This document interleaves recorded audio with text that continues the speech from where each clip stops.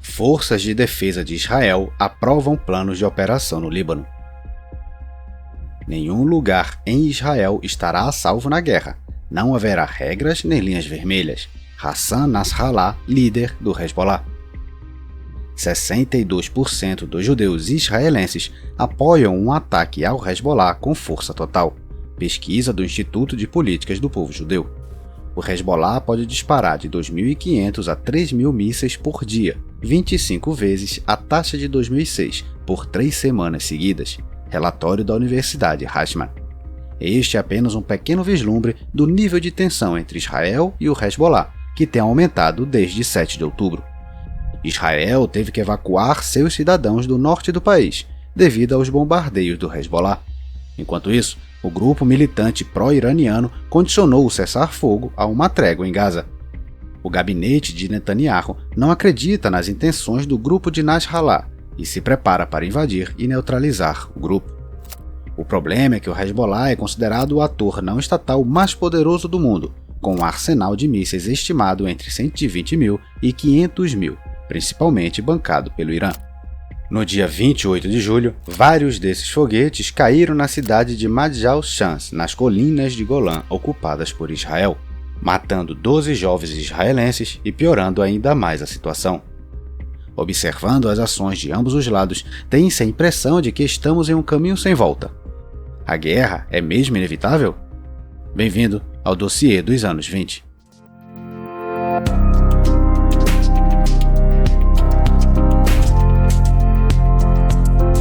Não esqueça de curtir e se inscrever no canal. As formas de apoio encontram-se na descrição. Toda a sequência de escalada na linha Hezbollah-Israel ilustra a desesperança da situação. Cada lado sente que não pode dar um passo para trás e deve enfrentar todos os desafios lançados por seu rival e aumentar as apostas. Poderíamos voltar infinitamente no tempo, às origens históricas da hostilidade árabe-israelense, mas vamos nos concentrar apenas em eventos recentes, começando com 7 de outubro e o ataque a Israel pelo Hamas. Em 8 de outubro, um dia após o ataque do Hamas, o Hezbollah abriu uma segunda frente, no norte. Ajudou o Hamas desviando a atenção das Forças de Defesa de Israel, IDF, ao mesmo tempo em que motivava uma duríssima resposta israelense. Esse motivo se torna importante depois que Israel expulsou os combatentes do Hamas e entrou em uma fase de destruição metódica do grupo, que inclui a destruição da faixa de Gaza. O líder do Hezbollah, Hassan Nasrallah, expressou apoio às ações do Hamas e descreveu a Yahya Sinwar como um grande e corajoso líder. As agressões eram inicialmente limitadas, mas com o tempo se expandiram ao longo de toda a extensão da chamada Linha Azul, que demarca a fronteira israelo-libanesa. O alcance geralmente tem sido limitado a alguns quilômetros, embora isso esteja começando a mudar. O Hezbollah atacou principalmente as aldeias em Moshavim, assentamentos agrícolas próximos. As IDF responderam com ataques para neutralizar os lançadores de foguetes que o Hezbollah implantava em cidades como Marvawin e Aita Ashab. Quando os israelenses atacaram uma fábrica de alumínio em Nabateh em 17 de novembro, o Hezbollah respondeu com um ataque ao quartel-general das IDF 3 dias depois. Embora o alcance tenha permanecido limitado, com o tempo, o braço longo de Israel começou a ir mais fundo, neutralizando alvos compensadores, incluindo fábricas de munições ou centros de combate do Hezbollah no interior do território, bem como ataques a altos líderes. Um desses ataques matou Saleh al-Aruri em 2 de janeiro, um dos líderes do Hamas e fundador do seu braço militar, as Brigadas Al-Qassem. Não apenas um dos líderes da organização aliada foi morto, mas o ataque ocorreu em Darrieh, subúrbio ao sul da capital Beirute, considerado um enclave do Hezbollah. O grupo respondeu atacando a base aérea de Meron com uma saraivada de 62 mísseis. Nas semanas que se seguiram, as trocas continuaram. As FDI mataram, entre outros, o Issam Tawil, vice-comandante da força de elite do Hezbollah, Radwan, Ali Hussein Barji, chefe das unidades de drones, e Ali al-Debs, outro representante de Radwan. O Hezbollah respondeu com ataques a centros de comandos em Safed e em bases das IDF nas colinas de Golã. Israel destruiu armazéns e fábricas de armas ao norte do rio Litani, atingindo Gazié, Baalbek e o aeroporto de Birket Jamur. O Hezbollah disparou centenas de foguetes contra Israel. No total, cerca de 5.000 foguetes nos últimos 8 meses, incluindo foguetes de curto alcance, artilharia, mísseis antitanque, drones e muito mais. Ao mesmo tempo, ambos os lados estão engajados em um jogo psicológico cada vez mais sofisticado de quanto dano um lado pode infligir ao outro. Em junho, Yossi Cohen, ex-chefe do Mossad, o serviço secreto de Israel, disse: "Sabemos a localização exata do secretário-geral da organização terrorista, Hassan Nasrallah, e podemos eliminá-lo a qualquer momento." No dia seguinte, 18 de junho, o Hezbollah divulgou um vídeo de um drone voando tranquilamente sobre um dos alvos estratégicos de Israel, o porto de Haifa. Pouco depois, as IDF anunciaram que seu alto comando havia aprovado planos para uma operação ofensiva no Líbano. O líder do Hezbollah, Nasrallah, respondeu que se Israel atacasse, o Hezbollah responderia com força total e que a luta seria sem regras. Ele até ameaçou a República do Chipre, membro da União Europeia, se seus aeroportos fossem usados para atacar o território libanês. Logo depois, Netanyahu confirmou que Israel estava pronto para enviar tropas para o norte, assim que a fase atual da Guerra de Gaza terminasse. "Estamos preparados para lutar em várias frentes", ele disse. O episódio mais recente de escalada foi o ataque de sábado à cidade de Madjal Shams, na ocupada Golã. 12 pessoas foram mortas, incluindo 10 crianças, exacerbando a ira em Israel. O Hezbollah, apesar das evidências ao contrário, nega sua participação no ataque. E assim, a situação se intensifica por mais de 8 meses, com quase todos os dias trazendo uma escalada, ou pelo menos mantendo o nível de tensão. As perdas diretas são muito maiores do lado do Hezbollah. No total, mais de 400 pessoas foram mortas, incluindo autoridades de alto escalão. Em 7 de julho, 35 foram mortas. Alvos estratégicos também foram destruídos. No entanto, embora as perdas de Israel tenham sido desproporcionalmente menores, com 30 mortos e danos materiais limitados, Tel Aviv está claramente sofrendo com a troca constante de tiros com milícias pró-iranianas. Por quê? É tudo sobre civis e, em particular, sobre evacuação. De acordo com várias estimativas, até 200.000 pessoas foram deslocadas por causa das hostilidades. Do lado libanês, mais de 100.000, só que os números para Israel também são altos, estimados em cerca de 70.000 pessoas.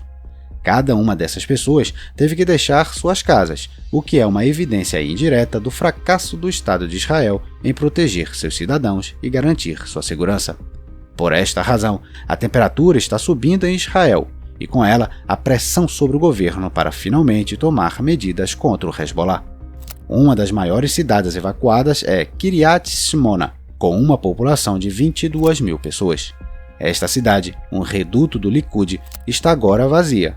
Foi lá que Netanyahu, sentindo o sentimento local, declarou que estamos prontos para uma ação muito intensa no norte que restaurará a segurança de uma forma ou de outra. A ala dos falcões em Israel é forte, e não apenas entre militares.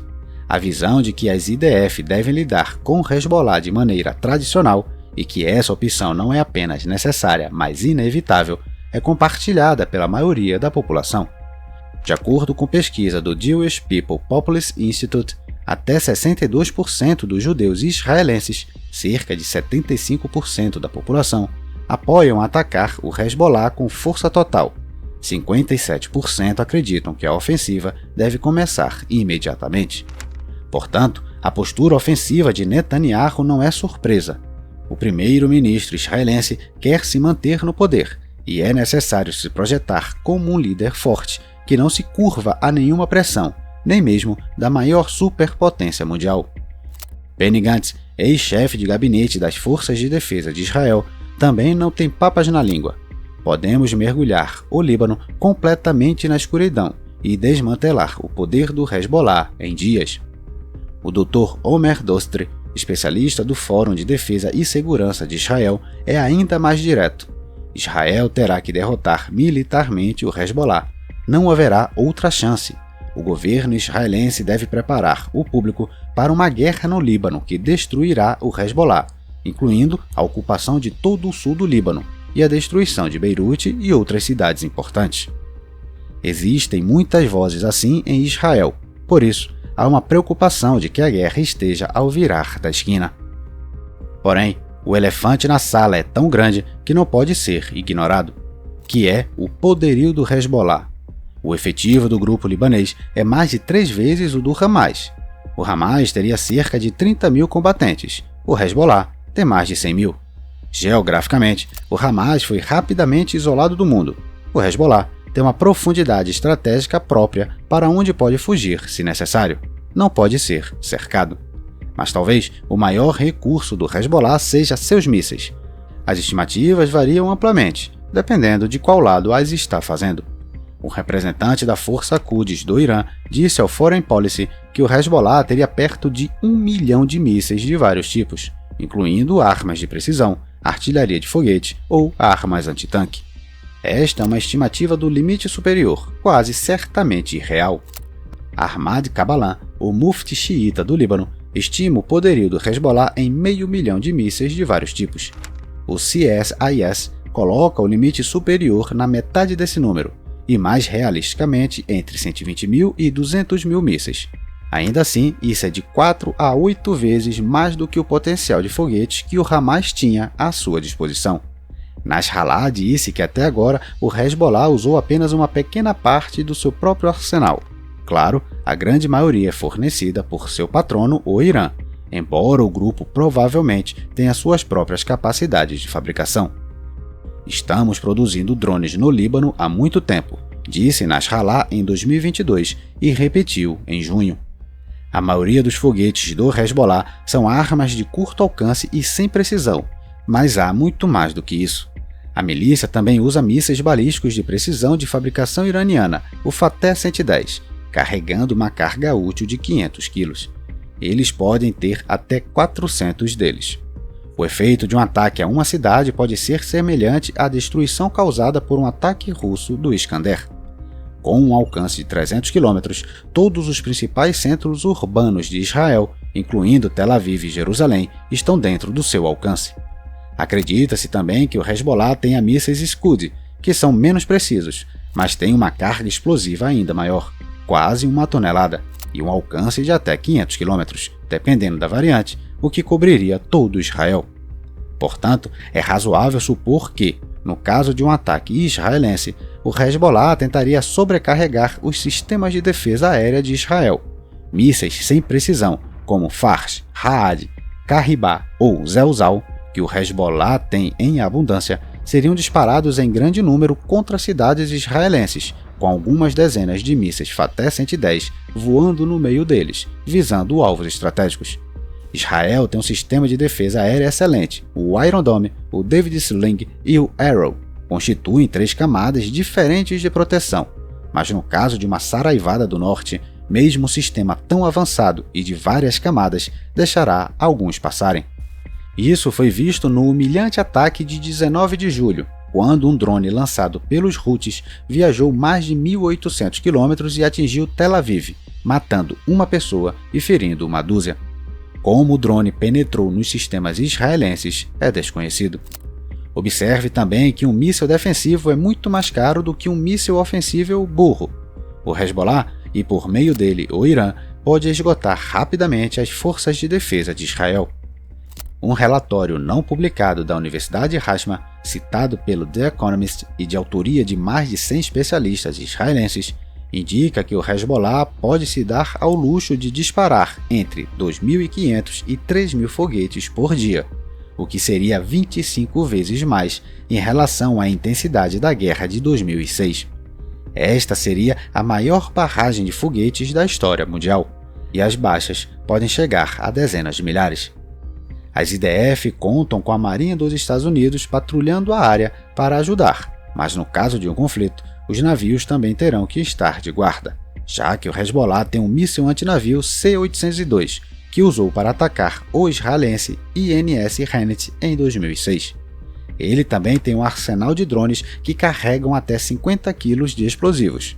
E embora os americanos possam ajudar contra mísseis de médio e longo alcance, os mísseis de curto alcance voam baixo e a marinha dos Estados Unidos não consegue derrubar. E esses são os mísseis que o Hezbollah mais tem. De forma inédita para um ator não estatal, o Hezbollah também possui capacidades antiaéreas. O sistema iraniano Sayad, além do Osa, Buk e Pantsir russos, conhecidos na guerra na Ucrânia. Embora sejam equipamentos antigos, eles ainda podem representar uma ameaça aos caças israelenses. Em caso de guerra, as IDF não terão a supremacia aérea de que desfrutam em Gaza, pelo menos inicialmente. Nada disso, é claro, significa que as capacidades militares dos dois lados são iguais. A vantagem das IDF permanece devastadora e Israel inevitavelmente venceria tal confronto. No entanto, comentaristas mais cautelosos apontam que não se trata de Israel vencer a qualquer custo.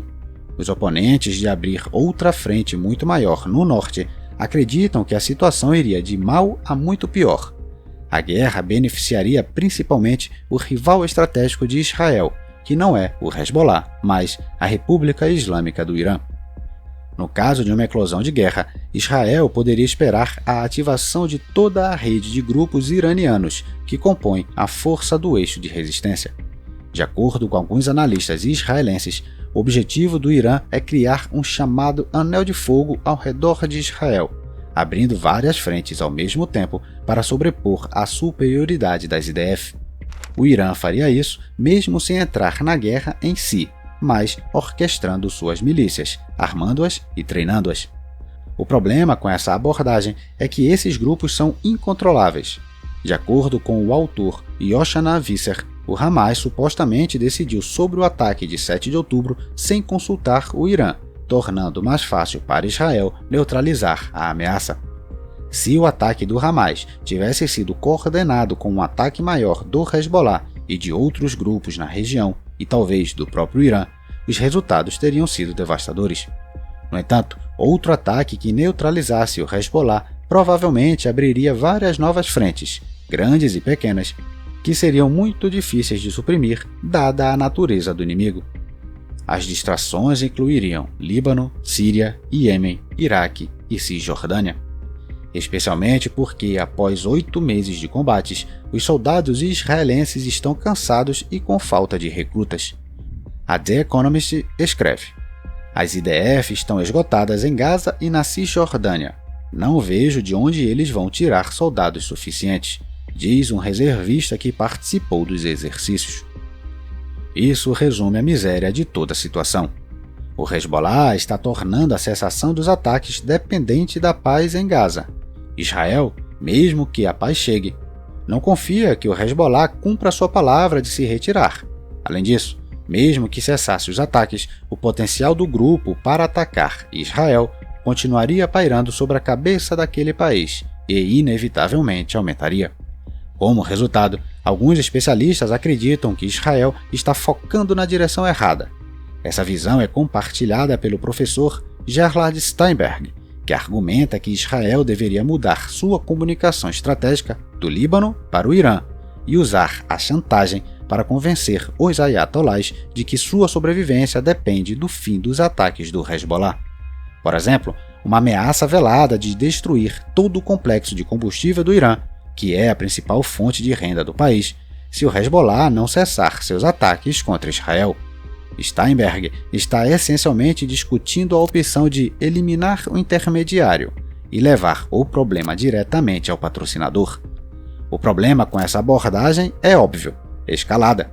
De um conflito limitado envolvendo Líbano e Israel, temos uma guerra envolvendo uma grande região do Oriente Médio e até mesmo atores globais como Estados Unidos, Rússia e China. Uma ameaça eficaz levaria certamente as coisas a um ponto crítico, o caso em que as peças do dominó poderiam cair rapidamente. Até o próprio Hezbollah, cujo líder afirma que a guerra é evitável e que seu grupo interromperá os ataques quando houver paz em Gaza, tem muitas motivações para pressionar pelo conflito. Seu principal aliado e financiador é o Irã. Se o Hezbollah não seguir o fluxo vindo de Teherã, pode haver rapidamente uma mudança controlada no topo dentro das estruturas do grupo e a escolha de uma pessoa mais comportada para os ayatolás. Além disso, Dentro da estrutura ideológica e religiosa, o Hezbollah deve se opor a Israel, que, em sua visão, viola o Islã e seus seguidores, especialmente em Gaza e na Cisjordânia. Assim, por meio de seus ataques a Israel, o Hezbollah legitima sua posição no mundo árabe. Vozes de descontentamento também vêm do outro lado do Atlântico. Outra guerra, desta vez muito maior, no Oriente Médio, é a última coisa que os americanos querem, pois a guerra na Ucrânia e o desafio chinês ainda maior. Mas o atrito entre Israel e o Hezbollah mostra a fragilidade das políticas daquela potência. Essa é a crítica de Daniel De Petris, analista de defesa, que disse à MSNBC que os Estados Unidos se tornaram de alguma forma reféns de Israel, dependentes dos movimentos do Estado judaico. Por quê? Em teoria, o governo Biden está pedindo bom senso e moderação, ao mesmo tempo em que garante a Israel um apoio quase incondicional em caso de guerra. Essa abordagem solidifica ainda mais a posição pró-guerra do gabinete de Netanyahu, apresentando Israel como um ator incontrolável que, no entanto, pode contar com o apoio de Washington. Tudo isso mostra o quão difícil é a situação. Não importa quais cordas puxemos, o risco de um conflito é enorme. Ainda assim, parece haver um caminho que tem o potencial de salvar as duas nações da guerra. Os americanos enviaram o diplomata Amos Hochstein para encontrar uma solução. Ele se reuniu com representantes do Hezbollah e de Israel para avaliar e mediar a situação. Um acordo provavelmente incluiria alguma forma de cessar fogo em Gaza, bem como a retirada das milícias do Hezbollah em vários quilômetros para o Líbano, permitindo que civis de ambos os lados retornassem às suas casas. Israel quer que o Hezbollah se retire para trás do rio Litani, mas é improvável que Nasrallah faça tais concessões. No geral, tal solução requer cálculo frio, racionalidade, confiança e cumprimento da palavra de ambos os lados. E isso é possível em um momento em que tanto sangue já foi derramado? Alguns sinais de que é possível estão sendo enviados, entre outros, pelo chefe das Forças de Defesa de Israel. Podemos ler na Time, citação, Herzi Halevi reconhece que alcançar um novo status quo no norte exigirá um entendimento com o Hezbollah. Os contornos de tal acordo foram apresentados por mediadores americanos e franceses. Eles incluem a retirada das capacidades do Hezbollah até 6 milhas da fronteira, presença maior das Forças Armadas Libanesas e da Força Interina das Nações Unidas no Líbano, UNIFIL, uma força de paz presente na fronteira, juntamente com garantias e monitoramento pelos Estados Unidos e França. Fim da citação. Também, em entrevista à BBC, um alto funcionário do Hezbollah disse: "Uma guerra é possível, mas não inevitável."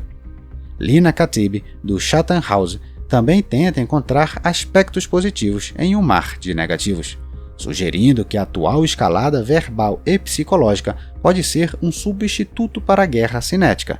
Nenhum dos dois lados está realmente interessado em uma guerra, mas ambos precisam se mostrar durões. O Hezbollah quer sinalizar isso para o mundo muçulmano, Netanyahu e seu gabinete para os israelenses. Ambos, observa Eyal Zisser, da Universidade de Tel Aviv, de alguma forma toleram o status quo. Embora isso seja negativo, é melhor do que a guerra, que no pior cenário poderia arrastar toda a região, os Estados Unidos e o Irã. Israel invadiu ou bombardeou o Líbano pelo menos 5 vezes: 1978, 82, 93, 96 e 2006. E ainda que Israel tenha saído vitorioso, os triunfos sempre foram temporários.